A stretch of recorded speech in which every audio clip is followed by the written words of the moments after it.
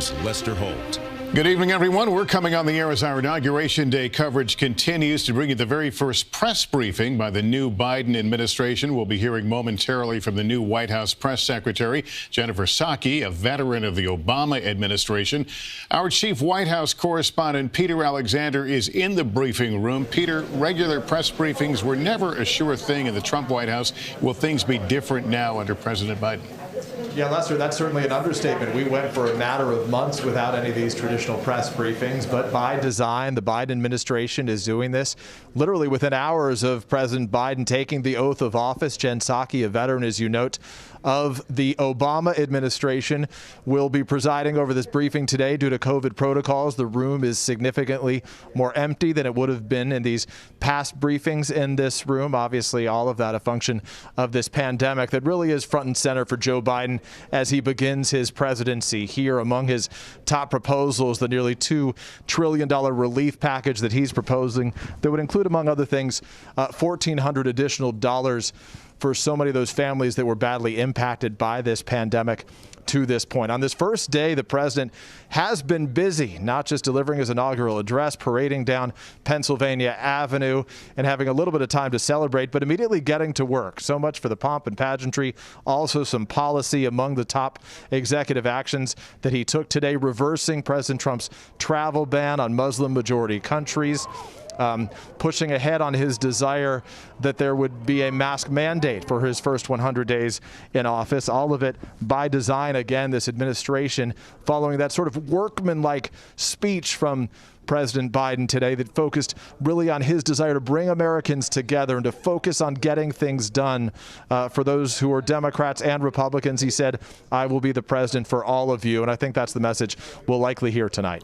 All right, Peter, you're in the briefing room. Let's go to Chief White House correspondent Kristen Welker for some thoughts on where we're going here.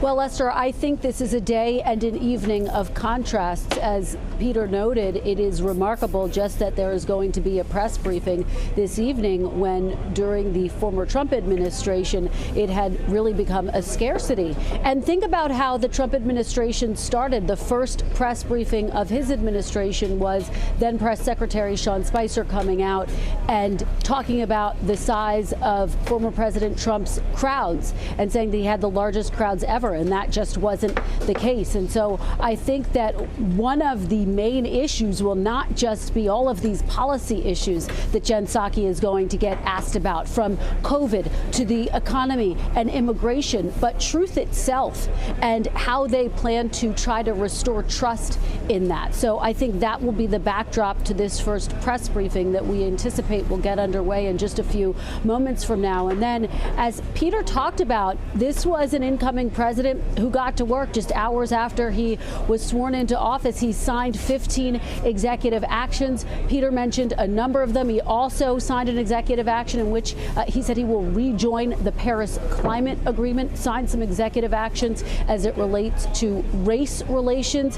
And it's our understanding that he is going to continue at this pace in the coming days. It gets a lot more complicated, though, Lester, when you think about the legislation that he is proposing, that immigration overhaul that would give a pathway to citizenship for the 11 million people who are living here, who are undocumented. We know that some Democrats and many Republicans are opposed to that. How will he reach across the aisle? Today, of course, he talked about unity. How is he going to achieve that legislatively? And then, of course, the other big piece of legislation, and Peter touched on this as well, that $1.9 trillion COVID relief package, which includes those $1,400 in direct payments to family. It also includes additional funding for states and local governments, as well as additional funding for the COVID vaccine rollout. That gets very complicated when you look at the price tag. A lot of Republicans already balking at that. So today we heard the new president talk about the need for unity, really a call to action during his inaugural address. And this is going to be a big test for him. Can he achieve that in his policies, Lester? Kristen Welker, thanks. We're told we're about a minute away from this press conference. So very quickly, I want to go to Chuck Todd. Chuck, it's not lost on anyone that President Trump called the press the enemy of the people. What can we expect from this administration? Look, by the way, I wouldn't be shocked if we even saw President Biden make a quick little point here. You know, he put the word truth and he talked about the need for truth in his inaugural address. I do think this is also a bit of a statement, not just, to us in the press corps, but also a statement about freedom of the press and open access and exchange of ideas and exchange of accountability here, given what was seen in the last administration. So look, this is symbolic both in sending that message, but more importantly, if you're trying to send the message, if you've got a lot to do and there's a ton on your plate, don't wait till the next day to look like you're starting working. This will be, in the modern era, the first time a White House press secretary is briefed on the 20th. I went back and looked. Clinton's press secretary, George Stephanopoulos at the time, briefed on the 21st. Sean Spicer on the 21st. So Robert Gibbs, I believe, on the 21st as well. So this is another symbolic statement here to say, hey, we're getting to work immediately. All right. Still waiting for Jen Psaki to come out. Let's go to our chief Washington correspondent, Andrea Mitchell. Andrea, it's probably fair to point out that even in the best of times, it's an adversarial relationship often between the press and presidencies. Absolutely, and a healthy one at that. But they come in with a lot of goodwill. They have to prove that they're open. She has to prove that they're going to take questions, be accessible. She has that track record. She has a great reputation. She was the chief spokesperson at the State Department. I traveled with her all over the world. She then went to the White House in the Obama administration as well. So she had been the spokesperson in the State Department for Secretary Kerry, and she did a very good job with the press, has always had great relations. By the way, a little bit of news is we're expecting a vote, if it's not even in play right now. All of the objections to the CIA, the head of, there she is, Jen Psaki, but they are going to confirm the Director of National Intelligence tonight. Andrea, thank you. Here's Jen Psaki, White House Press Secretary. Thank you for joining us on this historic day. It's an honor to be here with all of you. When the President asked me to serve in this role, we talked about the importance of bringing truth and transparency back to the briefing room. And he asked me to ensure we are communicating about the policies across the Biden-Harris administration and the work his team is doing every single day on behalf of all American people. There will be times when we see things differently in this room, among all of us. That's okay. That's part of our democracy, and rebuilding trust with the American people will be central to our focus in the press office and in the White House every single day. So we had a very busy and active day today, as you all know, but I wanted to take a moment to go through the 15 executive actions, or highlights of them, I should say, and some of the steps that the President asked agencies to take today. You should have all received copies of the executive orders as well as the accompanying fact sheets, but I want to take this moment to highlight them for the American public who are watching at home. To combat the deadly virus, the President launched his 100-day masking challenge, asking Americans to do their part and mask up for 100 days. He's doing his part as well, issuing a mask mandate that will require anyone visiting a federal building or federal land or using certain modes of public transportation to wear a mask. He signed an executive order reversing Trump's decision to withdraw from the World Health Organization.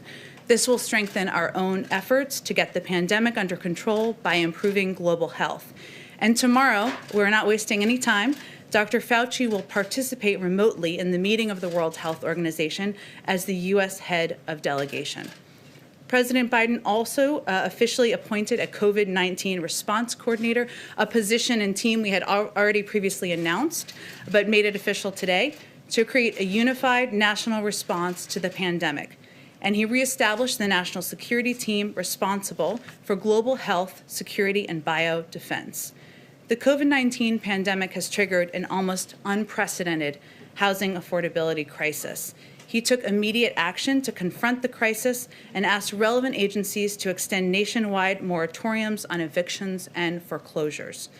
The pandemic has also increased the hardship on millions of Americans who owe federal student loans. In response, the President asked the Department of Education to extend the pause on student loan payments and interest. He rejoined the Paris Climate Agreement, putting the United States back in a position to exercise global leadership and advancing the objectives of the ambitious agreement. Sorry, hope you're comfortable. There's a few more. And a second broad executive order will roll back harmful regulatory reversals made by the previous administration to protect public health and the environment. This order protects our nation's treasures by reviewing the boundaries for several national monuments, places a temporary moratorium on all oil and natural gas leasing in the Arctic National Wildlife Refuge, and reestablishes the Interagency Working Group on the Social Cost of Greenhouse Gases. He also launched a whole-of-government effort to advance racial equity and root out systemic racism from federal programs and institutions. He directed the Secretary of Homeland Security, in consultation with the Attorney General, to take all appropriate actions to preserve and fortify DACA, which provides temporary relief from deportation to Dreamers, young people who were brought to this country as children. The president also put an end to the Muslim ban, a policy rooted in religious animus and xenophobia. He signed a proclamation effective immediately, halting further funding or construction of the previous administration's border wall and terminating the so-called national emergency used to wastefully divert billions for wall construction. Also today, President Biden sent an immigration bill to Congress. The U.S. Citizenship Act modernizes our immigration system. It provides hardworking people who've enriched our communities and lived here for decades an opportunity to earn citizenship. The president's priority reflected in the bill are to responsibly manage the border, keep families together, grow our economy, address the root causes of migration from Central America, and ensure that America can remain a refuge for those fleeing prosecution. With that, I'd love to take your questions. Zeke, why don't you kick us off? Thanks, Jen. First off, congratulations. And one question about your role. You touched on this a little bit at the top, but when you were up there, do you see yourself, your primary role is promoting the interests of the president, or are you there to provide us the unvarnished truth so that we can share that with the American people? Well, let me first say, Zeke, that I come to this podium having served both in the White House and at the State Department as the spokesperson there. And I traveled the world on trips to promote democracy, where I saw the power of the United States and, of course, the power of this podium and the power of truth and the importance of setting an example of engagement and transparency. So I will just state, because you gave me the opportunity, I have deep respect for the role of a free and independent press in our democracy and for the role all of you play. As I noted earlier, there will be moments when we disagree, and there will certainly be days where we disagree for extensive parts of the briefing, even perhaps. But we have a common goal, which is sharing accurate information with the American people. If the president were standing here with me today, he would say he works for the American people. I work for him, so I also work for the American people. But his objective and his commitment is to bring transparency and truth back to government, to share the truth even when it's hard to hear. And that's something that I hope to deliver on in this role as well. And then just one substantive one, so we're short on time. When will President Biden begin making some foreign leader calls? Who's on that initial list? And during the transition, he didn't speak with President Putin. Does he plan on doing that? And is he going to discuss retaliation for the SolarWinds hack on the federal government? Sure. Let me try to get to those. And I'll just note, since Zeke mentioned it, I know some of you have to get to another event this evening because we're not fully done with the day. So we will have longer briefings in the future, but we'll try to get to as many questions as possible. So his first call, foreign leader call, will be on Friday with Prime Minister Trudeau. I expect they will certainly discuss the important relationship with Canada, as well as his decision on the Keystone Pipeline that we announced today. I don't have any plans to read out for you in terms of a call with President Putin. I will note for you that I would expect his early calls will be with partners and allies. He feels it's important to rebuild those relationships and to address the challenges and threats we're facing in the world. On SolarWinds, we've spoken about this previously a bit prior to his inauguration, I should say, today. We are, of course, we reserve the right to respond at a time and in a manner of our choosing to any cyber attack. But our team is, of course, just getting on the ground today. They're just getting onto their computers, so I don't have anything to read out for you or to preview for you at this point in time. Peter, go ahead. Jen, I have a question for you on policy. First, a quick housekeeping question. A short time ago, President Biden said that he received a very generous letter from President Trump. Of course, he said it was private. He said, I will not talk about it until I talk to him. Is President Biden planning to call now former President Trump? And is this White House working in any way to try to put the two in touch? Well, I think, Peter, that was a reflection of President Biden's view, and I was with him when he was reading the letter in the Oval Office right before he signed the executive actions, was that this is a letter that was private, as he said to you all. It was both generous and gracious, and it was just a reflection of him not planning to release the letter unilaterally, but I wouldn't take it as an indication of a pending call with the former president. Let me ask you on policy, if I can, quickly. You talk, obviously, your role is sort of in terms of delivering the best information to the American people on behalf of this White House. The battle for truth may be as tough a fight right now as is the battle against coronavirus. How do you and President Biden plan to combat disinformation that in many ways led to that assault we witnessed 2 weeks ago today on the Capitol? Well, I think, Peter, there are a number of ways to combat misinformation. One of them is accurate information and truth and data and sharing information even when it is hard to hear and even when it is not meeting the expectations of people at home who are desperate for this crisis to be over. We'll have more to share with you in the next few days, hopefully before the weekend. But what we plan to do is not just return these daily briefings Monday through Friday, not Saturdays and Sundays. I'm not a monster, but also to return briefings with our health officials and public health officials. We want to do those regularly in a dependable way with data shared with all of you and with the public, so that they can also track progress we're making on getting the pandemic under control. As it relates to the cabinet, if I can quickly, we know President Biden's beginning without a single member of his cabinet confirmed. What is your understanding on how quickly those confirmations will happen, and when should we expect additional nominations and ambassadorships to be announced?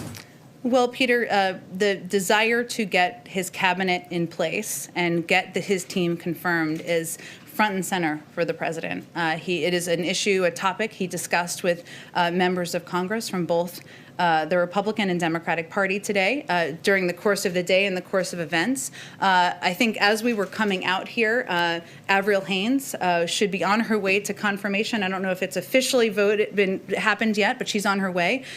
We have prioritized getting our national security team in place, given the crisis we're facing, given the importance of keeping the American people safe at this time. But we are eager for those to move forward quickly in the coming days. Ideally tomorrow, by Friday, we'd like to move them quickly. It's something that he is raising in his conversations, as we all are with members of Congress and their teams. Thank you. Thank you. Karen. Jen, has President Biden invited congressional leaders to sit down and talk about the COVID relief measure that he introduced? Well, he has been discussing the COVID relief measures, the entire package that has, as you know, unemployment insurance. It has relief and assistance for the American people. It also has money to reopen schools, which I know as a mother impacts all of us. But he has been discussing that with Democrats and Republicans since long before he was sworn in today. Today was a day where he had conversations about working together in terms of getting his team in place, on his agenda moving forward. But I expect he will be picking up the phone in the coming days and having more of those conversations. In terms of when he will meet in person, I will say soon, and we hope to have more of an update on that for you soon as well. Do you expect him to play in those negotiations? There was a lot of comments today about his familiarity with the Senate. How involved will he be in that process? He will be quite involved. There is the issue that he wakes up every day focused on is getting the pandemic under control. The issue he goes to bed every night focused on is getting the pandemic under control. This package is a pivotal step to doing that. And it has assistance for the American people to make that bridge financially. It also has essential funding for vaccine distribution. He will be very involved. He will not be the only one. We have a whole team here of senior staff, of course, but as you noted, he is not a stranger to the Senate. He served there for 36 years. Many of these people, many of the members on both sides of the aisle he served with over that time, and I expect he will be quite involved in the process. Go ahead, Jen. So, on this COVID relief package, Senator Romney was already saying to reporters today that he doesn't see a need for another virus relief package, and he's the kind of Republican vote you're likely going to be trying to get. So, how long are you willing to try to work to get Republican support before you decide to go through the budget reconciliation process instead? Well, as you know, because you all cover it, and as I've stated a couple times here today, we are in the middle of an urgent crisis in this country. It's not just impacting Democrats, it's impacting Republicans, it's impacting red states and blue states, and this plan is intended to address the suffering of the American people. So we hope, and frankly, we expect Republicans in Congress and Democrats too will support assistance that will bring relief to the people they represent. This is a conversation. He, of course, gave a primetime address, as you all know, last week. It seems like a long time ago, but it wasn't, to announce his specifics. And he has already had a number of conversations with Democrats and the Republicans. Those will continue. His clear preference is to move forward with a bipartisan bill. There's no question about it. But we are also not going to take any tools off the table for how the House and Senate can get this urgent package done. So we are only less than a day has he been president of the United States, but he is going to continue to work with members of both parties to get it done. Francesca, go ahead. Thank you, Jen. I do have a question about reopening schools, but I just want to pick up where she left off on that and note that Republicans, including Lindsey Graham, who's expected to be the Senate Budget Committee ranking member, have already said that the price tag on the president's proposal is too high for them. So is there any wiggle room on that number, and has he already begun negotiations with Mitch McConnell? Well, first, the package wasn't designed with the number 1.9 trillion as a starting point. It was designed with the components that were necessary to give people the relief they needed. So what's challenging is, what are you going to cut? Are you going to cut funding for vaccinations? Are you going to cut funding for unemployment insurance? Are you going to cut funding for reopening schools? But it was laid out as his proposal based on recommendations from economists, recommendations from health experts, and as you've also seen, there have been also an outpouring of support from everyone from Bernie Sanders to the Chamber of Commerce for the package and the components in it. But this is a discussion, it's a conversation, and he is no stranger to the process of bill making. So we're at the beginning of the process, and as we continue, there'll be conversations with members of both parties of what will be in a final package. And rarely does it look exactly like the initial package that is proposed. With regards to reopening schools, what level of vaccination in teachers or students or level of testing does the administration think would be appropriate in order to meet the target date that the president has set? This is a great question, and as I noted at the beginning, and as a mom myself, I want to know all the details as well. We're going to have more to share from our health experts in the coming days, and I will venture to get them in here to give you all a briefing on the specifics, but we really want to lean into them on their expertise on that front. Go ahead. I'll come right to you right next. Go ahead. So President Biden promised to end all new oil and gas leasing on federal lands when he was a candidate. The order that you just mentioned that he signed today was much narrower than that. It's a temporary moratorium, and it only applies to ANWR. And there's some debate about whether he has the legal flexibility to even follow through with his full promise. Does the administration still have that commitment today to we end do, that leasing? and the leases will be reviewed by our team. We just have only been in office for less than a day now, and I will just, since you gave me the opportunity, just also confirm for all of you, all of our executive actions that we released today were reviewed by the career staff at the OLC. We went through that process in advance of releasing them. That took a great deal of work from our policy teams, but that was a vital part of the process for us as well. Could you talk a little bit just about the kind of the preparations for getting the White House ready and safe for the new president? It's been reported that you did $500,000 worth of deep cleaning. Could you talk about the measures that you took to ensure that the president is safe? Well, I would refer you to the General Services Administration, who oversees any steps like that. What I can speak to, if it's of interest, of the steps we're all taking to make sure that we are safe, he is safe, you are all safe. Those include daily testing when we're in the White House. It includes wearing N95 masks. I wore it out, of course, here today, and will continue to do that. It includes stringent rules about social distancing and abiding by that in the building. That keeps us safe, but we're also, the president has asked us to also be models to the American people, and that's vitally important to us as well. So there are a number of new COVID steps, precautions that we've put in place as of today. Go ahead all the way in the back. Thank you so much, Jen. Thank you for doing this on a daily basis again. So climate change being one of the priorities, how does President Biden plan to work with Brazil? During the campaign, Biden criticized Brazil on deforestation, and then the Brazilian president criticized Biden back, and he was the last one to congratulate President Biden on his election. What is the expectation for their relationship, and does he plan to speak with the Brazilian president? Well, I don't have anything to predict for you or advance for you in terms of a call or conversation. What I can convey on climate change, of course, and addressing the climate crisis, it's one of the 4 crises that he's identified will impact his administration, is impacting not just the American people, but the global community, is that rejoining the Paris Climate Agreement is a vital step toward doing that. The United States was one of the only countries in the world, as you all know, that has not had a seat at the table in the last few years. A little technical step there is we have submitted that to the UN Secretary General, and it will take approximately 30 days for that to take place. But I use that as an example because that's one step, but we also know that we need to be models here at home as we are addressing an issue like this. The United States continues to be one of the world's largest emitters of greenhouse gases, and we need to put in place policies and take steps here to address that as well. But I'm sure we'll have more to discuss on Brazil in the coming months. Go ahead right there. What are the next steps when it comes to Iran, and does the president have any plans to rejoin the nuclear deal?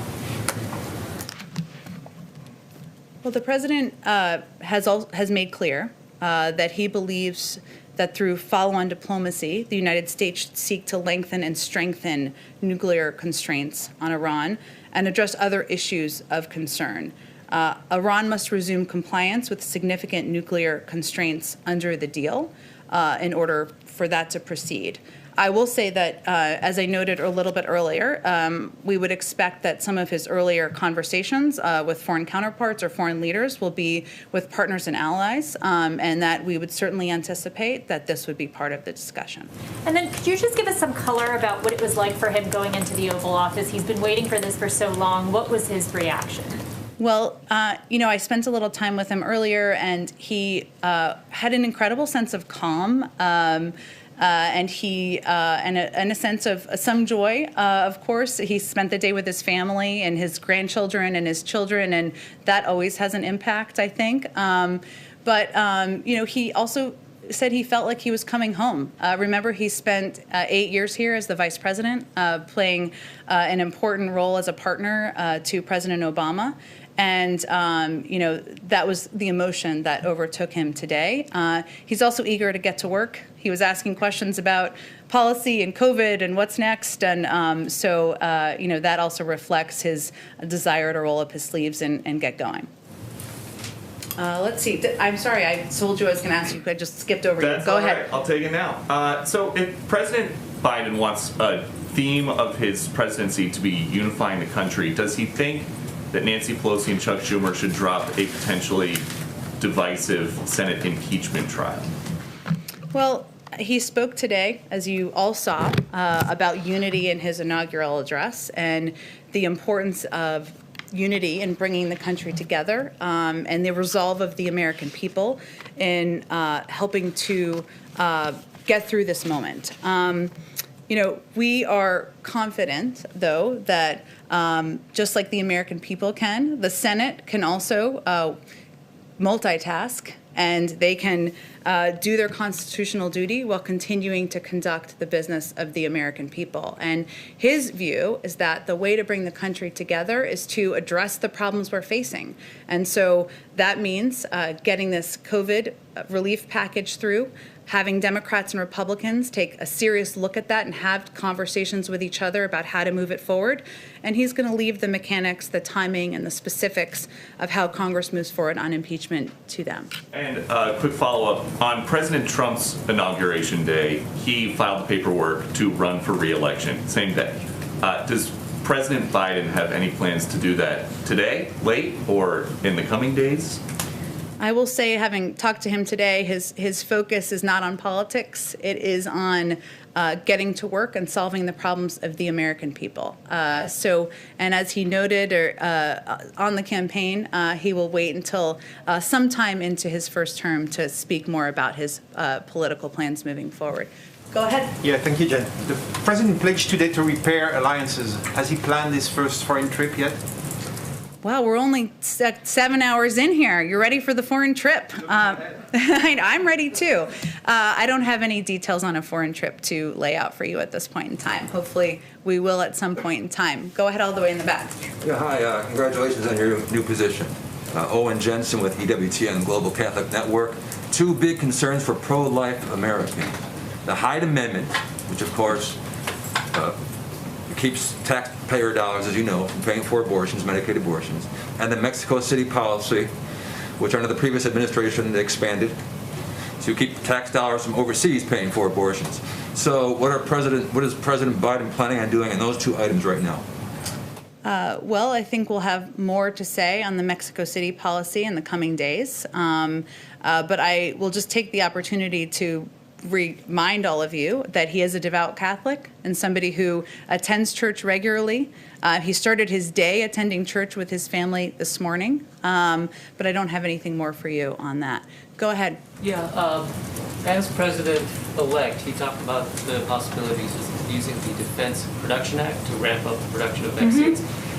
Having looked at more data, does he still feel that's necessary? Was that included, for example, in anything that he signed today? We'll stay tuned. We'll do this again tomorrow, and there may be more specifics to share on plans on COVID tomorrow. I expect there will be, including more details on the Defense Production Act. He absolutely remains committed to invoking the Defense Production Act in order to get the supply and the materials needed to get the vaccine out to Americans across the country, and remains committed to his goal of getting 100 million shots in the arms of Americans in the first 100 days. Go ahead. Thank you very much. The president talked movingly about unity today. And I've heard from people who say, well, that's just talk.